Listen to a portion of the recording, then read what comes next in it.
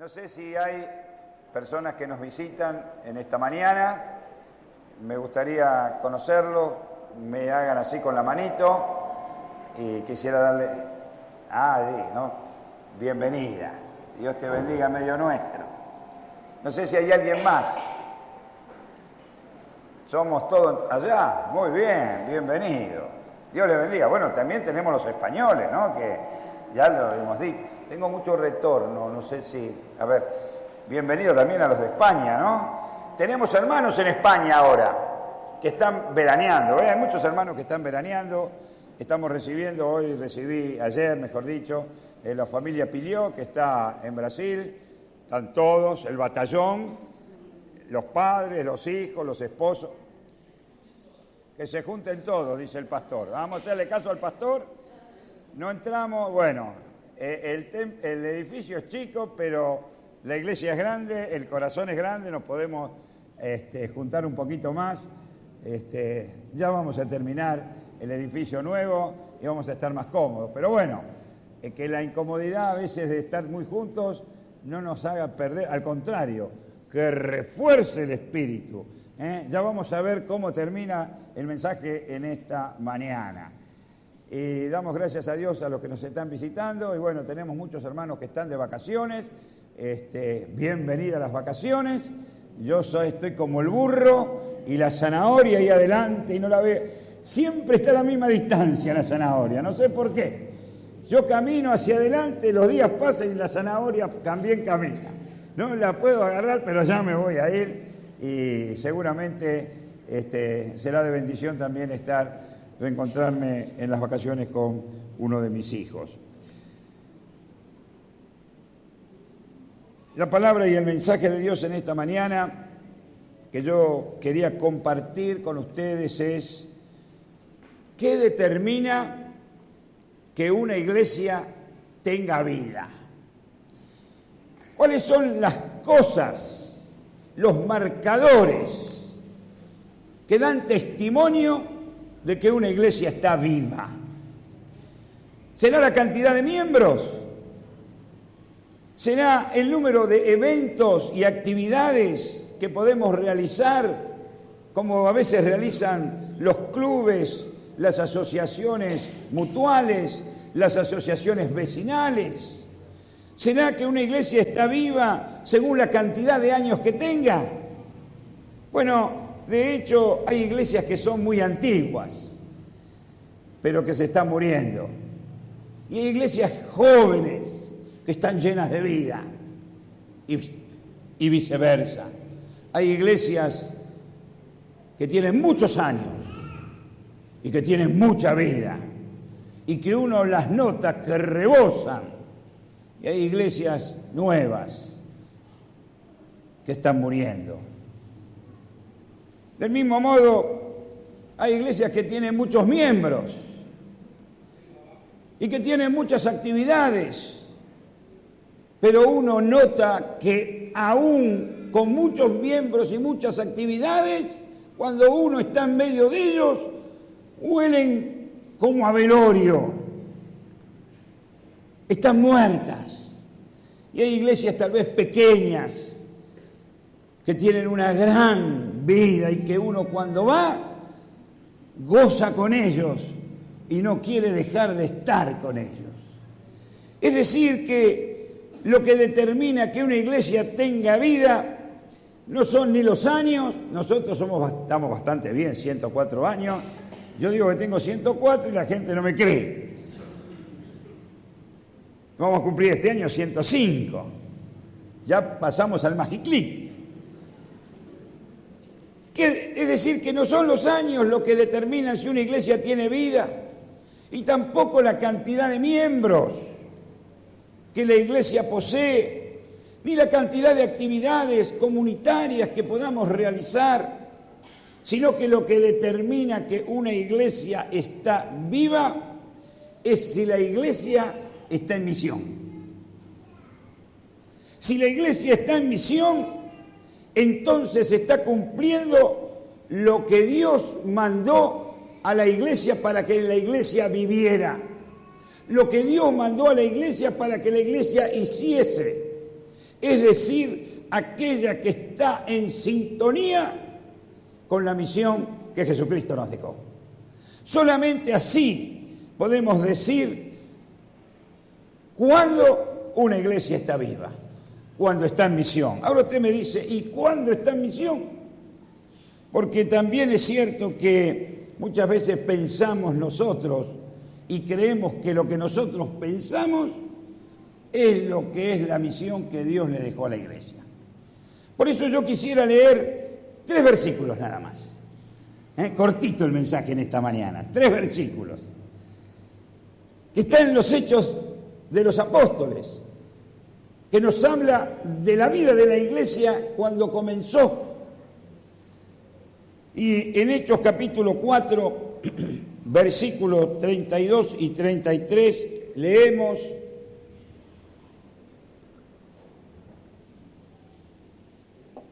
¿ya lo tenemos? ¿Seguro? No, tenemos la pantalla. Bueno, dice así el 32. Y la multitud de los que habían creído eran de un corazón y un alma, y ninguno decía ser suyo propio nada de lo que poseía, sino que tenían todas las cosas en común. Y dice el versículo 33, y con gran poder los apóstoles daban testimonio de la resurrección del Señor Jesús, y abundante gracia era sobre todos ellos. Y el otro versículo que quiero leer está en el capítulo 5, en el verso 42, así termina el capítulo 5, y dice: y todos los días en el templo y en las casas no cesaban de enseñar y predicar a Jesucristo. Este es un precioso bosquejo, un cuadro sinóptico, una síntesis de aquellas cosas que vivían como misión la iglesia primitiva, de lo que se desarrollaba en la iglesia primitiva. En estos versículos se nos enumeran todos los ministerios que la iglesia debe vivir, todos los ministerios que Jesús dejó y enseñó para que la iglesia esté viva, para que la iglesia cumpla su misión, la misión que Él nos dejó. Es verdad que hoy se habla mucho de la misión de la iglesia, se habla mucho, pero se dice poco. La misión de una iglesia me habla del propósito para el cual ella sirve, porque la misión es la que hace ser verdaderamente a una iglesia y es la que verdaderamente hace que la iglesia sea de Cristo. Una iglesia sin misión es un absurdo, no es iglesia. Una iglesia sin misión es como un barco sin timón, va a la deriva. Por eso tenemos que conocer como iglesia cuál es la misión en la cual debemos andar para no contradecirnos con lo que Jesucristo dejó establecido. La realidad es que hay muchas iglesias que han abandonado su misión. Yo ayer estaba mirando un programa y hablábamos con Liliana de que una denominación, no voy a hacer mención de ella, no interesa, abandonó su misión o la misión de la iglesia. Y Liliana decía, la verdad que hacen cosas buenas. Y es verdad, buenas ante los ojos de los hombres. Hacen cosas realmente loables, pero han perdido la misión que Jesucristo dejó a la iglesia. Y entonces, aunque humanamente hacen las cosas bien para la conciencia y el juicio del hombre, están haciendo las cosas mal para el juicio de Dios. Y por lo tanto, lo que nos da vida es lo que Dios aprueba, es lo que Dios pide, es lo que Dios reclama de su iglesia. Han abandonado su misión, aunque desde el punto de vista humano sean tareas extraordinarias, ante la enseñanza de Dios y ante el reclamo de Dios, es una iglesia que está muerta. Ahora, cuidado, hermanos, que todo esto pasa porque nosotros creemos que podemos interpretar los propósitos divinos de acuerdo a nuestros propios prejuicios. Y muchas veces estamos tentados a creer que nuestros métodos y nuestras acciones, porque están de acuerdo a nuestros pensamientos, y lo influimos en la iglesia, y porque dan fruto, vaya a saber de qué estilo, creemos que estamos en misión y que estamos de acuerdo a lo que Dios quiere. Y saben, debemos tener cuidado. La iglesia está creciendo. Y más que nunca este mensaje es para hoy en la iglesia aquí en Arroyito. A la mañana, a la noche, el templo está lleno. La gente viene ávida. No perdamos la misión. Sigamos siendo una iglesia viva. Y yo quisiera rápidamente hablar de 3 cosas y varios subpuntos en cada una de estas 3 cosas que nos muestra cuando una iglesia está viva, cuando una iglesia está en misión. Quisiera hablar de los marcadores empíricos que nos muestran cuál es la misión de la iglesia. Usted me está diciendo que son los marcadores empíricos, pastor. Bueno, Juan Carlos Tonó me enseñó cuáles son los marcadores empíricos. Un día estábamos de bautismo y hacía frío y bauticé a la gente y el agua estaba pelando.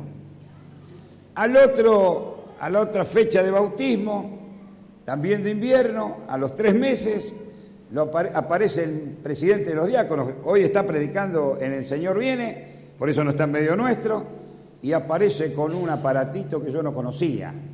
Ustedes saben que él es ingeniero y que anda con todas estas cosas raras. Y entonces lo veo que pone el aparatito en el agua y marca 31 grados. Eso es un marcador empírico.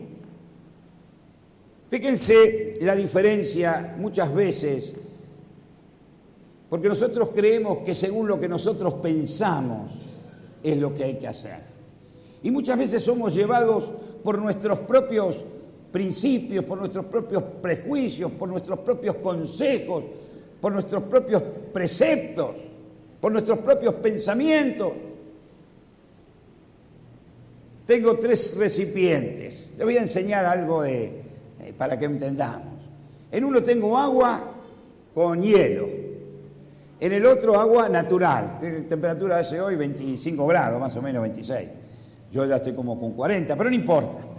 Y en el otro tenemos agua a 60 grados, bien calentita.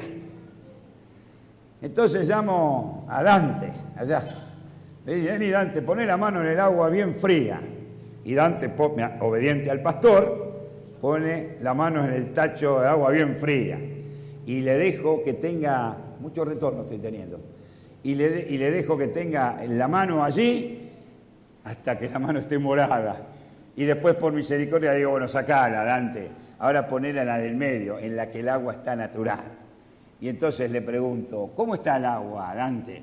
Y Dante va a decir, calentita, está linda. Entonces después le digo, bueno, ahora poné esa misma mano en el tercer recipiente, donde la calenté a 60 grados, y la dejo un rato hasta que la mano, en vez de azul, esté roja ya, ¿no? Sin que se te queme, por compasión. Y después le digo, sacala. Y le digo, ponelo otra vez en el recipiente del medio. Y entonces le pregunto, la misma pregunta, ¿cómo está el agua, Dante? Y Dante va a decir, fría. Es decir, que según su percepción, en un momento me dijo que ese agua del medio que estaba a temperatura ambiente estaba caliente. Y en la segunda oportunidad me dijo que el agua estaba fría.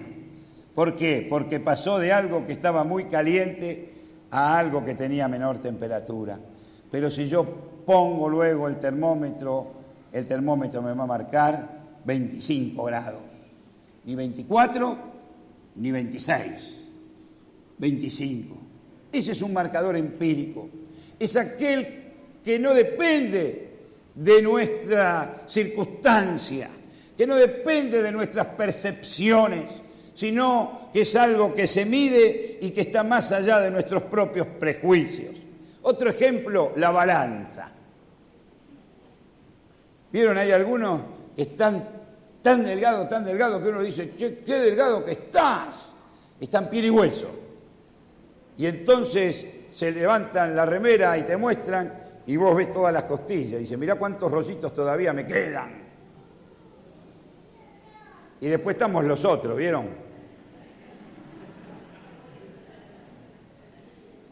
Convexo, no cóncavo. Convexo, digamos panza, en castellano criollo, Panza, pancita, bueno, lo mismo. Y entonces vienen los amigos y me dicen, che, qué gordito que estás. Y esos amigos me traen la balanza, pesate. Y yo le rasgo. Porque es verdad, hay un parámetro, que es la balanza, que me va a decir al que se le notan todas las costillas que está flaco, y a mí que estoy un poquito rellenito. Bueno, así muchas veces pensamos con respecto a la misión de la Iglesia. Creemos que la misión de la Iglesia depende de lo que nosotros pensamos y creemos, y entonces nos vamos alejando de lo que realmente debe ser misión en la Iglesia. Pero gracias a Dios, Él nos dejó su palabra, y en su palabra nosotros podemos aprender cuál es la misión que como Iglesia debemos vivir, que no depende de lo que nosotros tengamos como prejuicios, de nuestros sentimientos, que muchas veces nos llevan al error, sino que tenemos los marcadores, los indicadores empíricos en la palabra de Dios. Y en estos 3 versículos encontramos 3 marcadores empíricos que no debemos olvidar, que debemos vivir para que la iglesia aquí en Arroyito, la iglesia evangélica bautista de Arroyito, a la que concurrimos, a la que amamos, en donde hemos encontrado el mensaje de Jesucristo, siga permaneciendo viva, para que siga creciendo. Porque solamente lo que está vivo es lo que crece. Lo que está muerto se desintegra, se pudre. Lo que se estanca se pudre. Pero lo que corre, lo que está vivo, crece y llega a todos los rincones. Y vaya si crece. El otro día tuve que hacer un murallón en mi casa. Ustedes no me creen, en la vereda. Los árboles, los tilos que tengo crecían tanto que me estaban levantando la casa. Y tuve que llamar las raíces porque está creciendo. Y tuve que llamar a alguien que cortara las raíces y que hiciera un concreto de 1,5 metros de profundidad por 10 centímetros de ancho, con enrejado y todo, para que las raíces no sigan entrando en el frente de la casa. Bueno, cuando una iglesia crece, una iglesia es como estos tilos que tengo en mi casa. Extienden sus raíces aún a lugares donde el Evangelio no se conoce. Misión. La primera misión para que una iglesia esté viva es cuando hay una comunidad donde todos tienen un mismo corazón. Versículos que hemos leído ya del capítulo 3. Y dice que tenían un mismo corazón, una misma alma y que compartían todas las cosas en común. Lo primero que señala el texto es de los que habían creído. Una iglesia es el conjunto de personas que cree no cualquier cosa, que cree en la misericordia de Dios y que la misericordia de Dios los ha alcanzado. Aquellos que son salvos por la gracia de Dios. Así que si todavía tú no tienes esto en tu corazón y estás en medio nuestro en esta mañana, yo te digo en el nombre del Señor Jesús, que busques de su presencia, que puedas creerle, que puedas recibirle, que puedas apropiarte de su gracia y de su misericordia, para que puedas creer en Dios y así poder ser parte de la iglesia de Dios. creían en la misericordia de Dios. Es decir, que era una comunidad donde todos eran creyentes. Creyentes en Cristo Jesús. Y Él era su Salvador y es su Señor, el Señor de sus vidas. Y cuando alguien tiene un Señor, es para obedecerle, es para honrarle, es para vivir por Él y para Él. Y tienen un mismo Espíritu Santo, como dice el apóstol Pablo, con aquel con el cual fuisteis sellados, aquel que te da poder para vencer, aquel que le da poder a la iglesia para emerger en medio de un mundo que vive en tinieblas. Lo segundo que dice este versículo es que tenían un mismo corazón y una sola alma. Es decir, cuando yo tengo el mismo corazón que tienes tú, pensamos lo mismo, sentimos lo mismo. Yo no puedo tener un corazón igual al tuyo y pensar diferente. Eran de un solo corazón y de una sola alma, de un solo pensamiento. Se cuidaban los unos a los otros, se interesaban los unos por los otros, porque cuando yo estoy con mi corazón junto a tu corazón, me interesás. Quiero saber cómo estás. Quiero estar codo a codo. Quiero extenderte mi brazo cuando estás allí en el hoyo y saber que cuando en el hoyo estoy yo, tú estás arriba y como tienes el mismo corazón y el mismo pensamiento, me puedes extender la mano. Y de la misma manera que Dios es misericordioso, tú eres misericordioso conmigo y yo tener que ser misericordioso contigo. Un solo corazón, una sola alma, que colaboramos entre nosotros, que nos amamos, que vivimos dependiendo, interdependientes los unos de los otros. Ahora, para vivir interdependientes los unos de los otros hay un secreto. ¿Cuál es el secreto? ¿Saben cuál es el secreto? Ser humildes. Si tú no estás dispuesto a ser humilde, difícilmente puedas estar dispuesto a ser interdependiente con tus hermanos en la fe. Esto era lo que vivían en la iglesia primitiva. La misión se cumplía porque había humildad entre ellos. La humildad que les daba el poder del Espíritu de Dios y la interdependencia con el Espíritu de Dios y con los hermanos. Y la tercera señal de esta comunidad, de este indicador empírico, es que tenían todas las cosas en común. Lógica pura. Si yo llamo a algún filósofo, me va a decir, pero esto es lógica pura. Sin embargo, nosotros somos a veces tan duros que no podemos ni siquiera asociar a nuestra vida lo que es filosofía y lógica pura. Hermanos, vivamos creyendo en Jesucristo, vivamos cuidándonos unos a otros, interdependientes en humildad, teniendo un solo Señor, como dice el apóstol Pablo en Efesios capítulo 4. Fíjense qué importante y qué lindo resumen de este punto. Dice el apóstol Pablo, con toda humildad y mansedumbre, soportándoos con paciencia los unos a los otros en amor. Solícitos en guardar la unidad del Espíritu en el vínculo de la paz. Un cuerpo, un espíritu, como fuisteis también llamados en una misma esperanza de vuestra vocación, un Señor, una fe, un bautismo, un Dios y Padre sobre todos, el cual es sobre todos, por todos y en todos.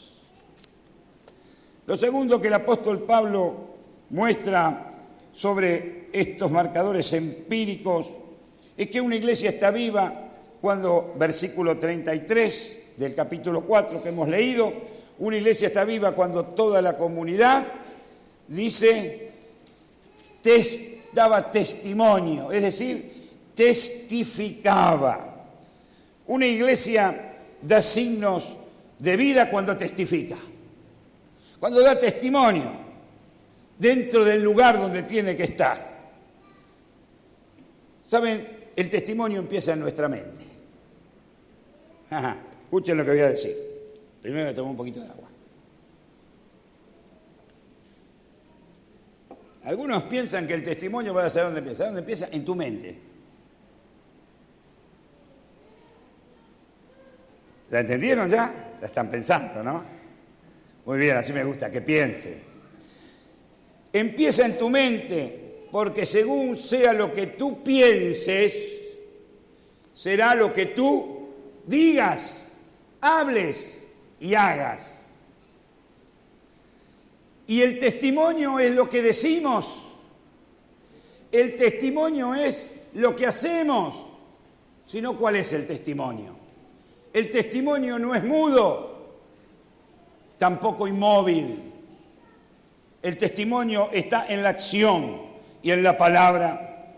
Por eso, según lo que tú pienses, será lo que testifiques. Y nosotros como iglesia debemos ser testimonio y anunciar lo que está en nuestra mente y en nuestro corazón, que es Cristo Jesús.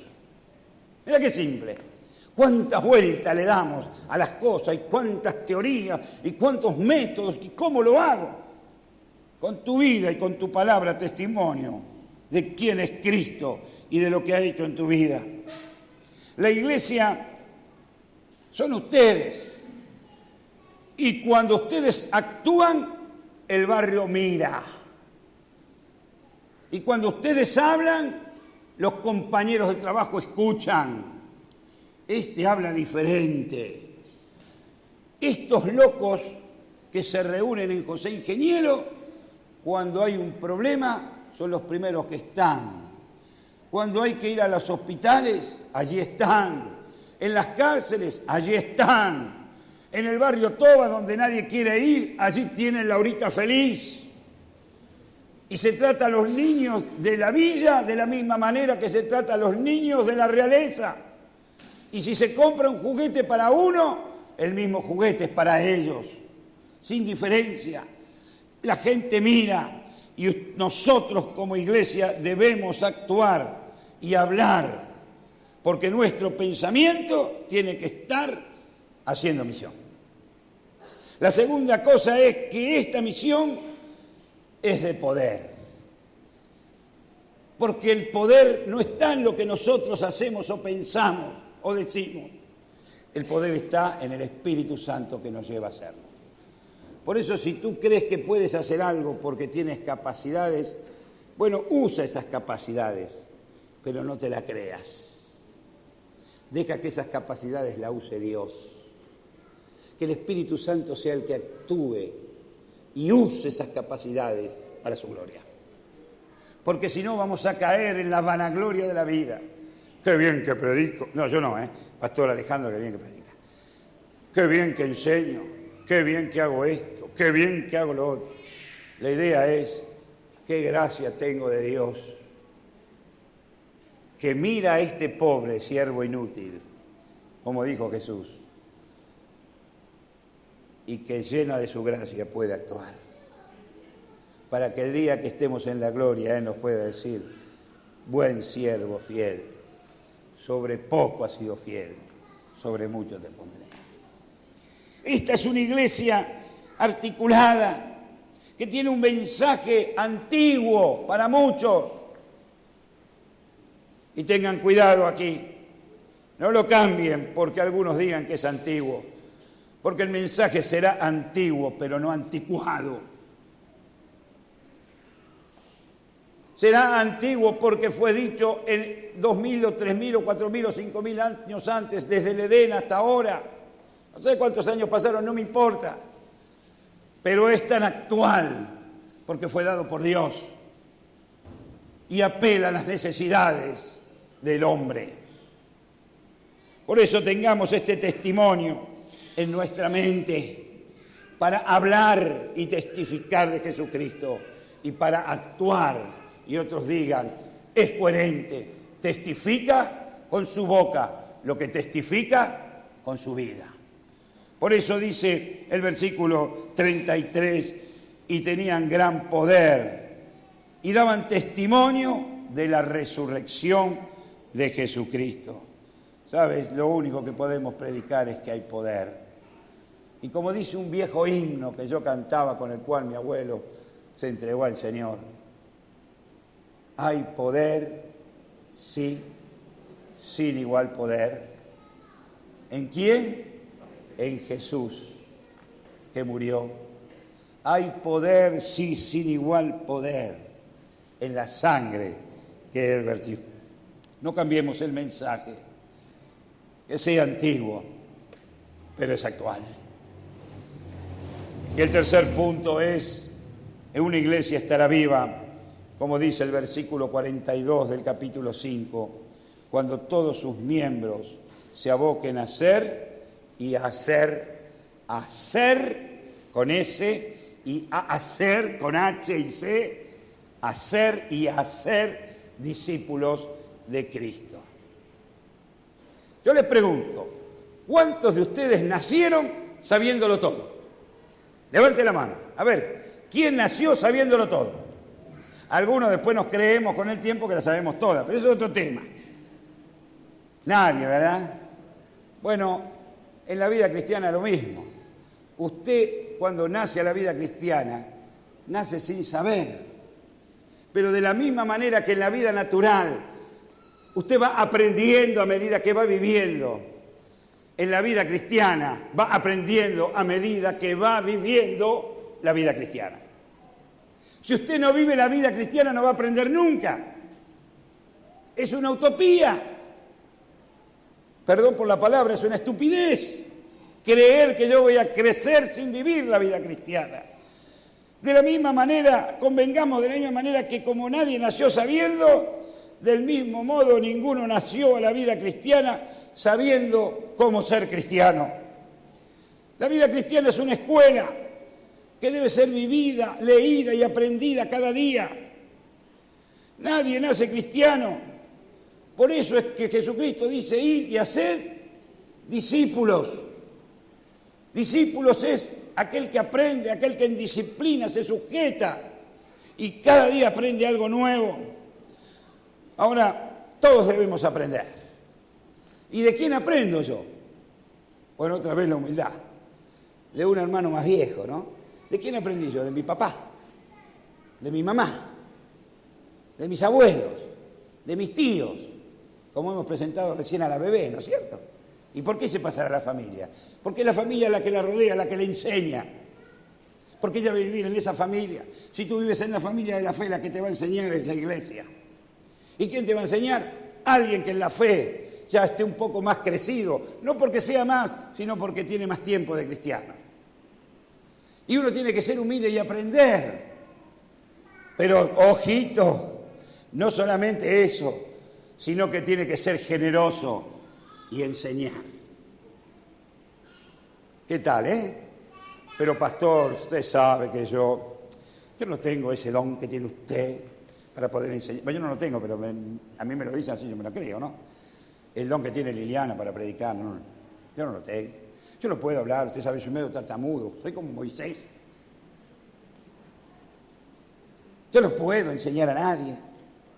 Bueno, yo quiero decirle que todos los que estamos acá enseñamos. Todos los que estamos acá enseñamos. Los chicos también enseñan. Cada cosa que nosotros hacemos, hay otros que nos miran y aprenden. Usted no dijo una palabra, usted no tuvo ni intenciones de enseñar, ni le importa. Es más, dice, yo no enseño. Cada cosa que usted hace es una acción de enseñanza a otro. Ser discípulo es también enseñar a ser discípulo. Entonces, si usted vive mintiendo, mire qué buen discípulo.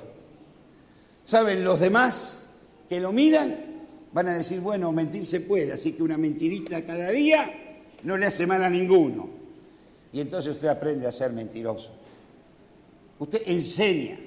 Si usted enseña a criticar, Aquí hay algunos que, viste, lo único que ven es lo malo del hermano.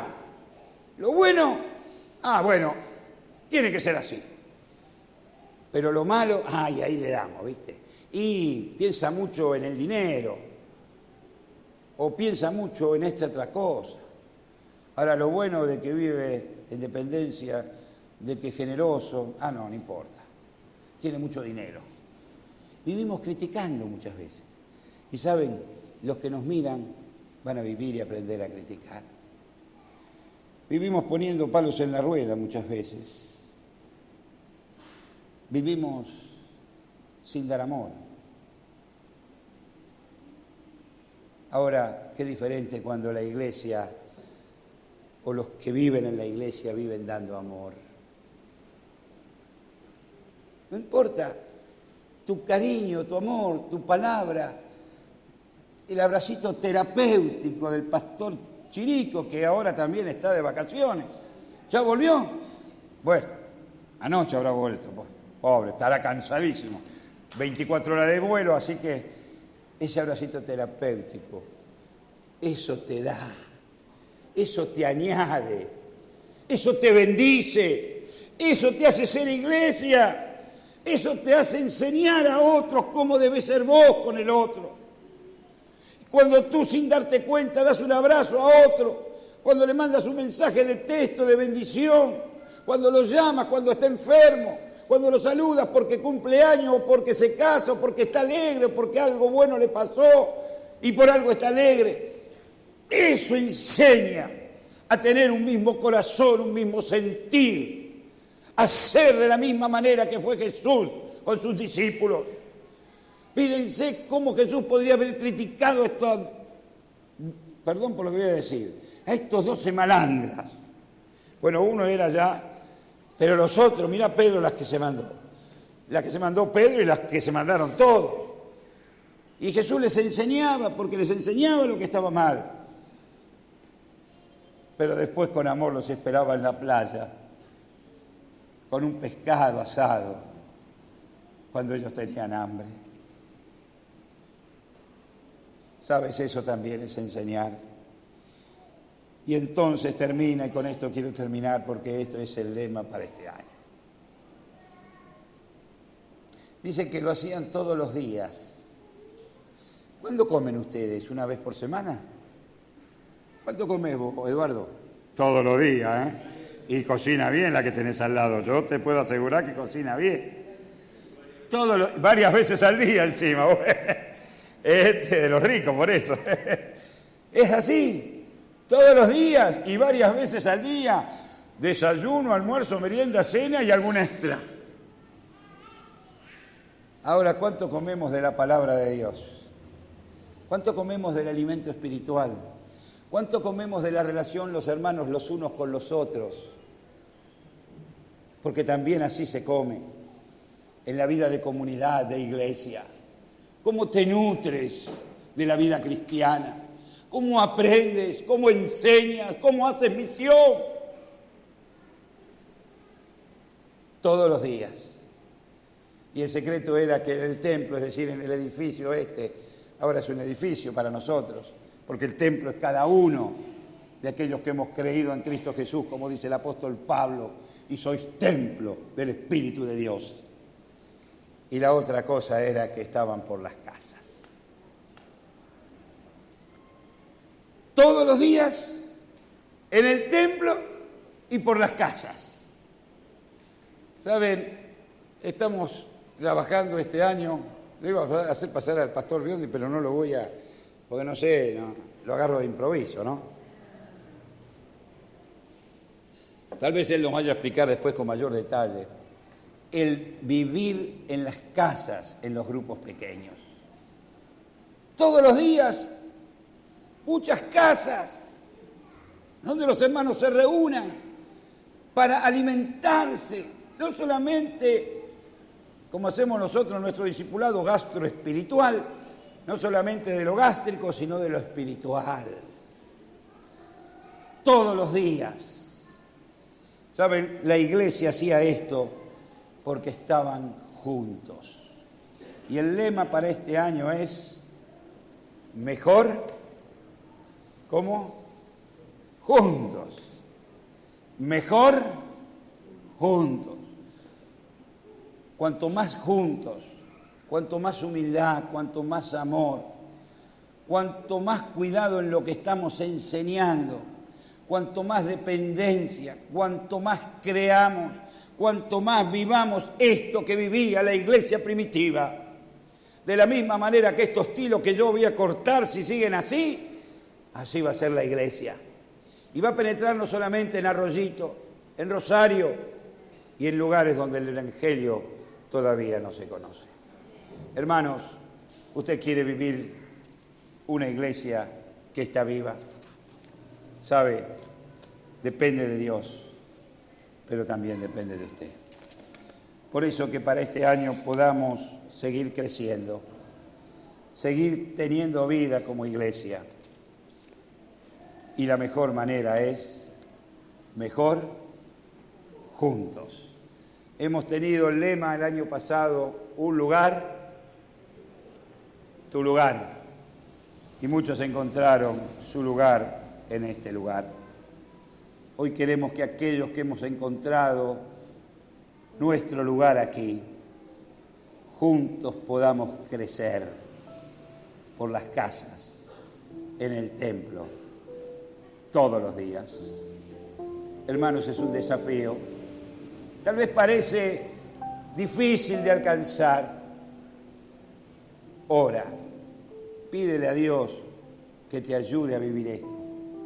Y yo te puedo asegurar que al igual que la iglesia primitiva, hemos de ser una iglesia viva, no para nuestra vanagloria, sino para la gloria de nuestro Señor, que nos está esperando y que tiene lugares preparados para que seamos la gran familia en la eternidad. Empecemos a vivirla aquí. Preparémonos para que cuando Él nos llame a su presencia, ya estemos acostumbrados a estar mejor juntos. Dios nos bendiga.